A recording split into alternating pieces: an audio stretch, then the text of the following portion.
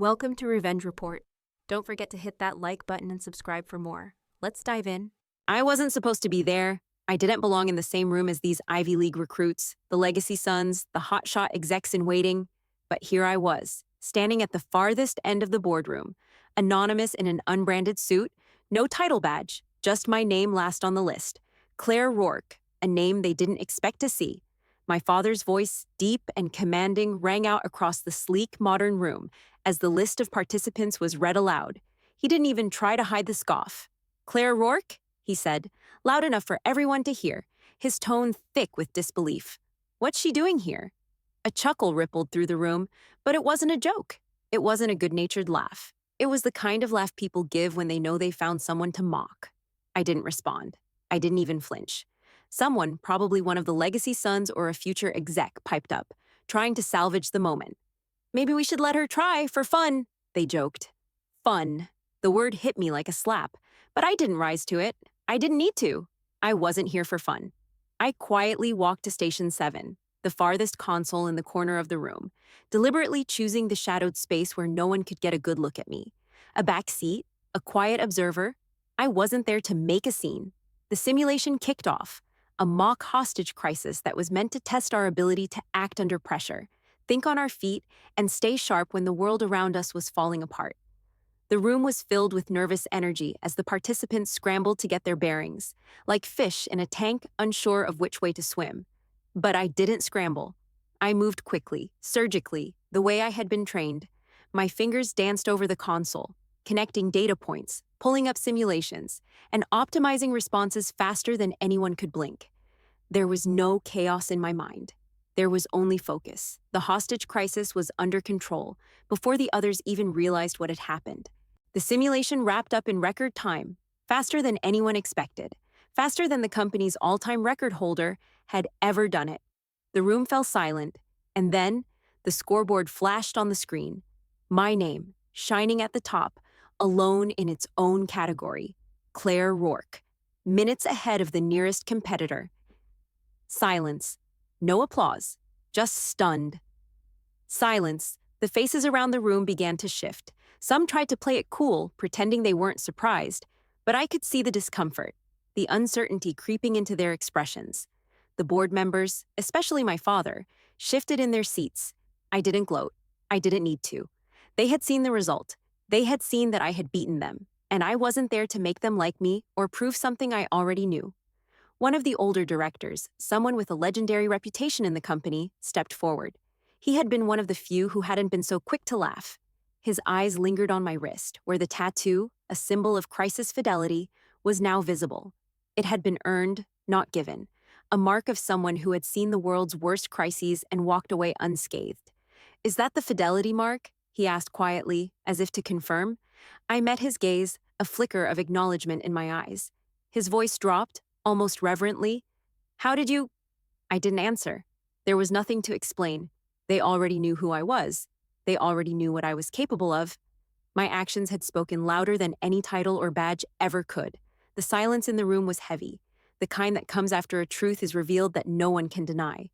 My father, of course, didn't react. He never did. But I saw the way his jaw clenched. I saw the tension in his shoulders.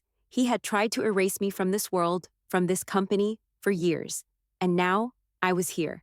And I had just proved that I belonged. I didn't speak again. I didn't need to. They had all heard my name. They had all seen my mark. And now I was ready for whatever came next. As I sat in the back of the simulation room, the harsh fluorescent lights above feeling like a spotlight I didn't want, my mind drifted back to the beginning of it all. The Rourke legacy. My legacy? My grandfather had run wartime logistics during the Cold War. He was a man of steel, a strategist who built his career on saving lives through calculated risk. The world knew him as a cold, efficient operator, a mastermind. He didn't have time for sentiment. He was a soldier first, a family member second, and then there was my father, the one who had taken that legacy and turned it into something far more profitable. Rourke Global. From the quiet halls of military strategy to the glitzy boardrooms of the world's most powerful intelligence agency, he had built his empire from the ground up. But for all the success, there was always one thing he couldn't control. Me. I had always been the delicate one in his eyes, not enough like him, not sharp enough, not ruthless enough. When I was a teenager, I wanted to join the crisis response unit of Rourke Global. I was smart, fast on my feet, but when I asked, my father dismissed me outright. "You're better suited for philanthropy," he'd told me, dismissing my aspirations as though they were nothing more than a passing fancy. "You don't have the stomach for this kind of work, Claire." The words stung, but I never let them show. Instead, I had done what I always did. I adapted. I wasn't cut out for the front lines, but that didn't mean I couldn't make an impact. So I joined Rourke Global in supply operations, hiding under an alias to keep my true intentions from the world. It wasn't glamorous, it wasn't the fast track to the top, but it was essential. I worked behind the scenes, silently tracking field deployment audits, managing extraction route assessments, and learning the quiet, precise work that made everything else run smoothly. It was in those shadows where I learned to speak through precision, through outcome, not presentation. I wasn't the one who stood in the spotlight at board meetings, boasting of my credentials and flashy presentations. I was the one who made sure everything worked. I was the one who executed the plans, making sure every detail was in place, every risk mitigated. When everything went right, no one noticed. But when things went wrong, they knew exactly who to blame.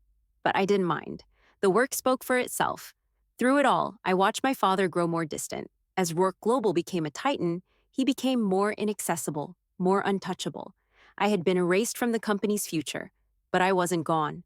I was quietly carving my own path, building my reputation in the shadows, while he basked in the limelight.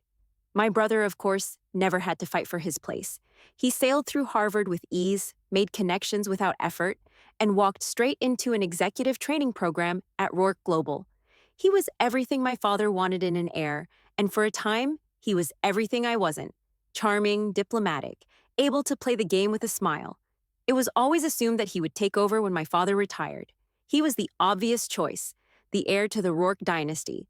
And as the years passed, it became clear that I would never be part of that plan. So I built my own career. It was a quiet rebellion. The work didn't make headlines, but it changed the course of the company's future in ways no one would ever see. And I was okay with that, because at the end of the day, the only thing that mattered was the work, the outcome, the result. I had learned from my father, but I had learned something he hadn't. True power wasn't about being seen. It was about being effective. I started in logistics. It wasn't glamorous, but it was necessary. In those first few years, I absorbed field data the way a sponge takes in water. I memorized supply chains, optimized routes, and fine-tuned movement strategies until everything ran like clockwork. I wasn't in the spotlight, but without my work, the company's operations would have ground to a halt. I was learning, observing. The big picture always floated just beyond my reach, but I was content with the small victories, the unacknowledged work that kept the system humming along, unseen. But as I gained more experience, I started to feel a shift. I wasn't just tracking logistics anymore.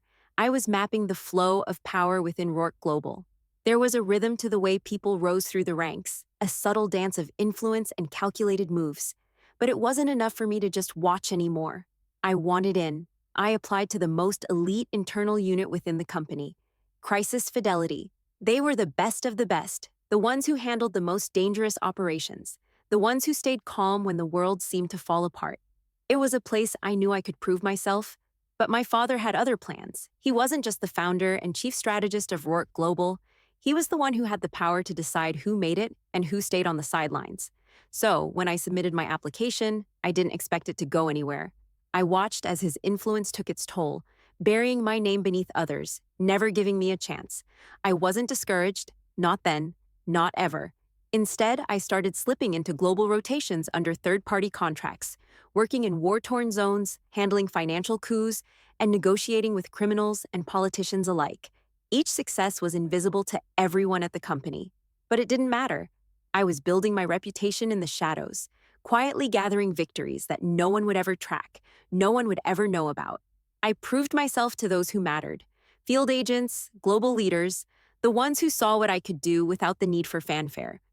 The day I earned my Crisis Fidelity tattoo, I didn't get it in a ceremony. I didn't receive a formal recognition. I had saved a field agent from a rigged compound exit. The agent was pinned, and the trap was set to explode in under 30 seconds. I didn't hesitate. I acted with precision, and we got out. He offered me the mark as a silent token of respect, not a badge granted, but one earned in the heat of action. I'd earned my place among the silent few, the ones who didn't need a title to command respect. In those moments, there was no space for politics, no room for the games my father played. There was only action, and that was the language I spoke fluently. As I stood there, watching the simulation unfold in front of me, I realized that all the years of being sidelined had led me here, to this moment. I didn't need my father's approval. I didn't need his permission. All I needed was my own quiet strength. And I had that in spades. The email came in late, just as I was closing my laptop for the evening. The subject line was blunt: internal evaluation schedule, required participation. Rourke Global had decided it was time for another round of simulations for its rising stars, another chance for the Ivy Leaguers, the Legacy Sons, and the executives in waiting to prove themselves. It was being hosted at Rourke Tower, the beating heart of the company, my father's old stronghold. The thought of walking back through its doors made my stomach tighten, but I didn't flinch. I had come this far by letting the past go, and it wasn't about to pull me back now. I could have opted out. I could have let someone else take my place, continued in the shadows where no one would see me. But I wasn't running anymore. I had nothing to prove to anyone except myself, and if I was going to confront the past, I'd do it on my terms. I packed light, took a deep breath, and went.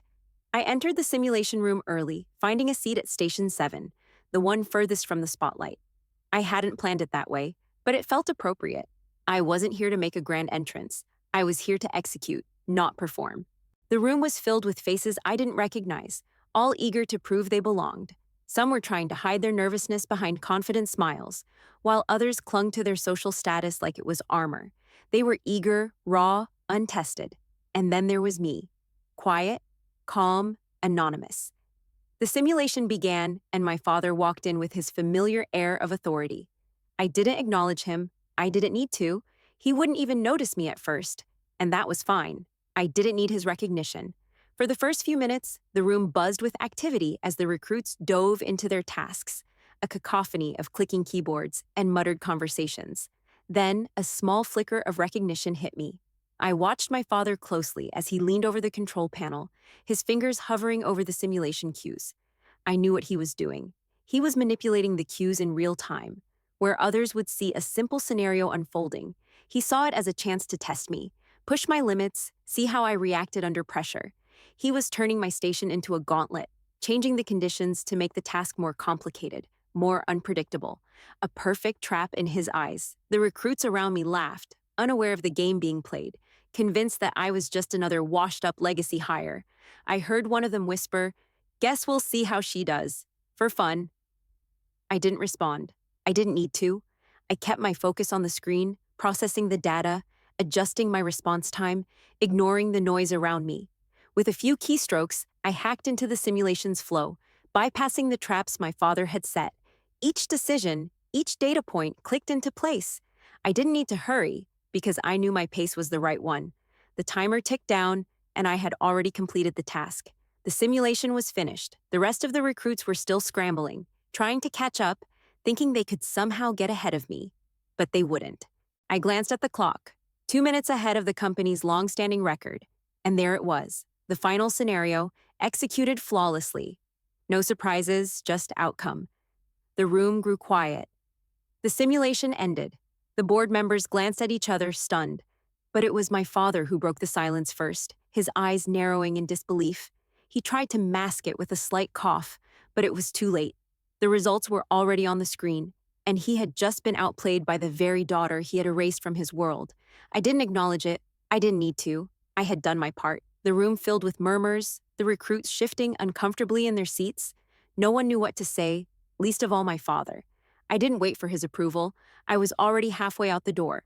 The moment the final scenario was loaded, I could feel the room shift. The challenge had changed in real time, the stakes higher, the obstacles more treacherous than anyone expected. It was deliberate. My father's fingerprints were all over it. But it didn't matter. I wasn't here for his game. I wasn't here to prove anything to him. I was here to finish what I'd started. No fanfare, no drama, just quiet, efficient execution. The recruits around me were flustered. I could see their fingers flying over the keys, trying to process the new information, their faces pinched with stress. But I had no time to waste. I moved with methodical precision, ignoring the noise, ignoring the pressure. Every decision, every data node, every piece of the puzzle fell into place. Timing was crucial. Each second that passed felt like a lifetime, but I wasn't rushing. I wasn't worried. I was in control. I filtered through the simulation's internal data streams, isolating variables that others had missed, tuning the crisis resolution protocols to their exact specifications. I eliminated risks as they popped up, rerouting the problem like I had done thousands of times before. I knew exactly what needed to happen next. The final countdown ticked. The task, which was supposed to take at least 30 minutes, was done in under 12. I didn't need applause. I didn't need anyone to recognize it. But I knew the results would speak for themselves. The room had gone deathly silent. On the screen, the final score was clear. Claire Rourke. Record-breaking time, flawless response, a clean slate. I had beaten the company's long-standing record, a record held for 15 years, effortlessly. One of the directors, an old legend in the company, who had been watching me with a growing look of disbelief, stepped forward. His eyes were fixed on my wrist, where the tattoo of crisis fidelity had become visible, a mark I had earned, not given. It had been earned in the field, in places no one would ever see, in moments that would never be written about in the company's glossy reports. "Is that the fidelity mark?" he asked quietly, the words carrying a weight I hadn't anticipated. The question was simple, but the tone, reverence mixed with awe, carried far more than that. I didn't respond. I didn't need to. The room had already shifted from skepticism to something else. The mocking laughs of earlier had faded, replaced by an uncomfortable silence, one filled with respect, the kind that comes from having your assumptions shattered in real time. My father didn't say anything. His gaze was hard, unflinching, but I could see the flicker of recognition in his eyes, the one he tried so hard to suppress. I wasn't just some shadow in the company anymore. I was the ghost no one had seen coming, the one who had dismantled his world, piece by piece, and made it work better than anyone could have imagined. The board members exchanged glances, some shifted in their seats, some turned their attention to the screen, but none of them dared to speak. I didn't wait for them. I didn't need to. I had already shown them what I was capable of. The simulation was over. But in that moment, it wasn't about the challenge anymore. It was about me. And I had finally proven that I didn't need anyone's validation to succeed. Back in my hotel suite, I slid the key into the door and stepped inside, the familiar hum of city life outside drowned by the thick silence in the room. I didn't need the luxury of the suite. I didn't need anything extravagant. All I needed now was the space to do what I came here to do. I unpacked my laptop and plugged in a small external drive, one I'd been carrying with me for weeks. It was my work, my obsession, the thing no one knew about, the thing that would bring my father down. For years, I had been quietly collecting evidence, watching, documenting, a quiet dossier of manipulation, deceit, and favoritism at the highest levels of Rourke Global. My father and a handful of top-tier execs had been pushing credentials through elite programs with falsified information, signing off on crisis certifications in exchange for favors and backdoor influence. I had known it was happening, but now I had proof. The files opened in front of me, the pages of corruption unfolding like a map to destruction. I reviewed each document, each email thread, meticulously cross-referencing dates, names, and signatures. Nothing was left to chance. Nothing could be overlooked. Then, there it was, a digital note embedded in an internal communication thread that came from my father. His words were clear, cold, and calculated. "Remove her from consideration. She doesn't fit the mold." The words weren't a surprise. I had always known I was the one excluded from his vision for the company, the one erased. But seeing it in black and white, seeing my father's deliberate effort to exclude me from the company's future, it stung more than I expected. I didn't rage. I didn't throw the drive across the room. I didn't feel the need for that. I had already accepted the truth long ago. I just documented the findings, organized them carefully, and made sure everything was cross-referenced and airtight. The evidence was irrefutable, and I knew what had to come next. I wasn't here to reclaim my place. I wasn't here to prove I was better. I was here to expose the rot, to show the world what had been happening in the shadows of Rourke Global. My father had created this empire by controlling who succeeded, controlling who moved forward, but no one had seen how deep his influence ran, how he shaped the company's future not by merit, but by manipulation. Tomorrow, it would all come to light. I took a deep breath, closing the files on my laptop. My father had erased me, but I would expose him in front of the company he built, and when it was over, I would walk away. just as quietly as I had entered. The day of the tribunal arrived quietly, as expected. I didn't need fanfare. I didn't need an entourage. I walked in alone, dressed simply, a briefcase in hand, and sat in the back, away from the spotlight. No one would have guessed the storm I was about to unleash. The room was clinical, stark white walls and polished floors, the kind of sterile space that felt more like a courtroom than a boardroom. The board members were already seated, their faces tight with anticipation, probably expecting a routine session, a few presentations, some polite back and forth, a couple of well-placed nods. They were wrong. This wasn't about protocol. It wasn't about politeness. It was about power. And the truth that had been buried beneath years of manipulation and deceit. I wasn't on the docket to speak. My name wasn't even listed on the agenda, but I wasn't here for anyone's permission. When the chairperson finally looked up and saw me sitting in the back, he blinked, clearly surprised. He motioned for me to come forward, and I did so without hesitation. I stood before them, a silence hanging in the air like a weight. "No formalities?"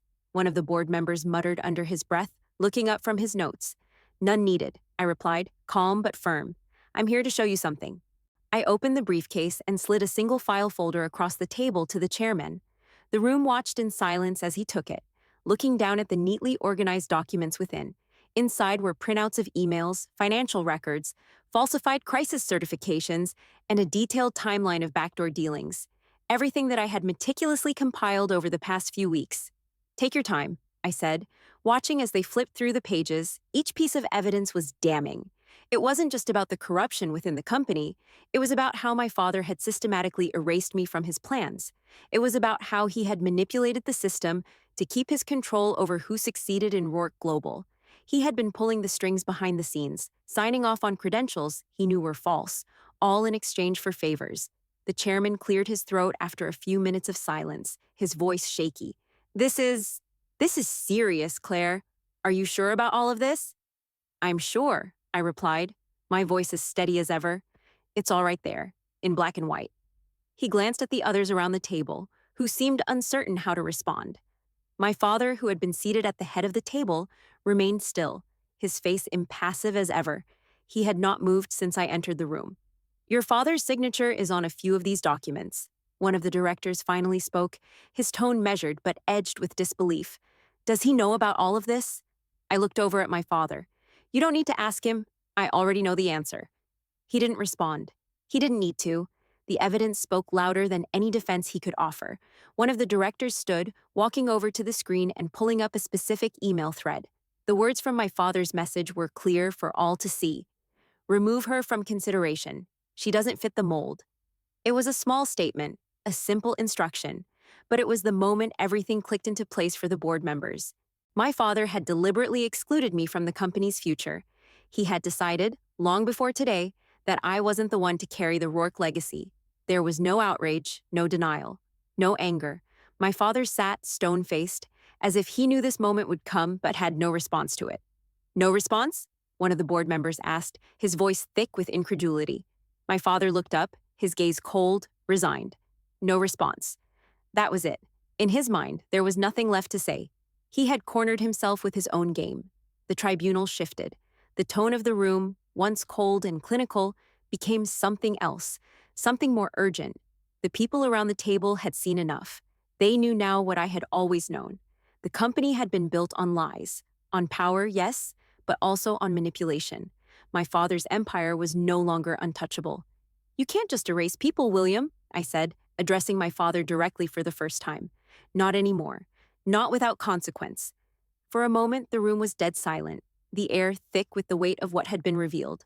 No one moved, not even my father. I didn't wait for him to speak. I didn't need him to. The truth had been laid bare, and the room had already shifted, irreversibly. It was done. The aftermath of the tribunal was swift, and, in many ways, unsurprising. The firm's response came in whispers, quiet but deliberate. No press release, no public acknowledgement, just an internal memo that stripped my father of all executive access. Rourke Global, the empire he had built with his iron-fisted control, was now without its chief strategist. Without him, the company seemed to hold its breath. I didn't feel satisfaction. I didn't feel triumph.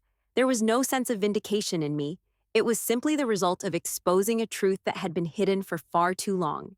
The company that had been built on lies, on manipulation, on a father erasing his daughter's existence, had finally seen the light, and now there was silence. That night, back in my hotel suite, the silence was almost oppressive. I sat in front of my laptop, my eyes catching the glow of an email notification. It was from him, my father. I didn't expect much, but I opened it anyway, curiosity gnawing at me. The subject line was simple: Claire. I hesitated, then clicked it open. The message was short. 3 sentences. I thought you were soft. I was wrong. I didn't respond. Not out of spite, not out of anger, just clarity. He had always believed that I would bend, that I would stay in the shadows, waiting for his approval. But I didn't need his validation. I had learned that long ago. I sat back, the weight of the email settling in. There was no bitterness in me, no desire for reconciliation. The truth had come out, and that was all that mattered. My father's power was stripped away, not because I wanted it, but because the company needed to see the truth, and he had brought it upon himself. The next few days passed in a blur. I stayed at the hotel, quietly preparing for the next steps. I wasn't finished yet. There was work to do. I wasn't here for revenge. I was here to build something better, something more honest. I started laying the groundwork for a new generation of analysts, one that would be trained not just in tactics and strategies, but in truth. Not just in protocol, but in integrity. The firm had been wounded, but it could heal. Slowly, over time. It wasn't about me, it wasn't about my father, it was about a legacy, one that could endure because it was built on truth, not manipulation. A few days later, I received another letter. This time, there were no words of regret, no attempt at reconciliation. It was a formal document, addressed to me, confirming my new position. It wasn't a promotion, it was a shift, a quiet, purposeful change that would give me the opportunity to lead the firm's most talented analysts, not through flash and recognition, but through quiet mastery, through patience, through restraint. I didn't need the title. I didn't need the accolades, but I knew this was the way forward. And when the time came, I would leave behind my own legacy, not one that screamed for attention, but one that could be felt deep beneath the surface, one that would last. Months passed. The dust settled, and soon I found myself back on the simulation floor, not as a participant, but as a mentor. I watched the interns come in, eager to prove themselves. They were like I had been, hungry, unsure, trying to make their mark. I didn't teach them to chase recognition. I taught them restraint. Timing, precision, the kind of mastery that doesn't need applause because it speaks for itself. One recruit asked me once, her eyes wide with curiosity, Are you the legend from the Black File stories?" I smiled, the corners of my mouth twitching up just slightly. "No," I said, my voice calm. "I'm just someone who learned when not to speak." And as they filed out of the room, eager to prove themselves, I left behind a plaque at Station 7. It was simple, no name, just a note. Reserved until I say otherwise. It wasn't about glory, it was about leaving something that would last. Something earned through patience, poise, and quiet authority. A legacy in silence. Months had passed since the tribunal, since the board had stripped my father of his power, since the empire he built, the one that I had once longed to be a part of, had crumbled quietly under its own weight. It had been quiet. Too quiet, maybe. There had been no press, no media storm, no public outcry. The company didn't need scandal. It needed time to heal, to regrow, and I had become part of that process. It wasn't about glory, it was about stability, about building something real from the wreckage, something that would last. I had taken on the role of training the next generation of analysts. No grand titles, no accolades. Just quiet work, with purpose. The work that mattered, the work that spoke for itself. It was easy in a way to blend into the background again, to let others take the spotlight, to let them think they were climbing, reaching for success. I wasn't interested in fame, I was interested in truth. I was interested in integrity. Those were the qualities I hoped to instill in them. I had become a mentor, a silent guide for the new recruits that filtered in, eager to make their mark. They were hungry, full of ambition, trying to figure out how to navigate the world I had quietly mastered. They wanted to be the best, to be seen. They wanted recognition. But I taught them something different. I watched them in the simulation room, trying to prove themselves. They were loud, energetic, always eager for the next step, for the next victory. They fought for their time in the spotlight, believing it was the only way to succeed. One intern approached me after a particularly tense simulation. She was fresh-faced, confident, but with that slight edge of uncertainty beneath the surface. "You're the legend, aren't you?" she asked, eyes wide with curiosity. I smiled at her, the corners of my mouth curling just slightly. "No," I replied, my voice calm and even. "I'm just someone who learned when not to speak." She blinked at me, unsure if I was joking or being serious. She probably didn't understand what I meant. Most of them didn't, but that was the point.